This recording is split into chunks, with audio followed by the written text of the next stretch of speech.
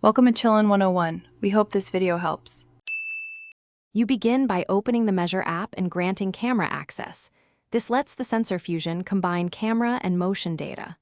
Once done, choose Measure mode and tap the plus to place your first anchor point. This locks a reference in space. Make sure to hold the iPhone steady and align the on-screen guide with the object edge because small shakes introduce parallax error. If the app suggests a plane, follow that prompt to auto-detect surfaces and speed up accurate point placement.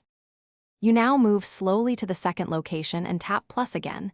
The app calculates distance between anchors using AR tracking and depth cues. Make sure to pan smoothly. Rapid motion degrades accuracy, so the internal slam keeps consistent reference. Once anchors are placed, adjust by dragging points for micro-corrections and use pinch to zoom to align with thin edges. If measuring curves, break them into short segments and add multiple anchors because multiple small lines sum to a more precise total than a single line. You finish by tapping the measurement to copy or save.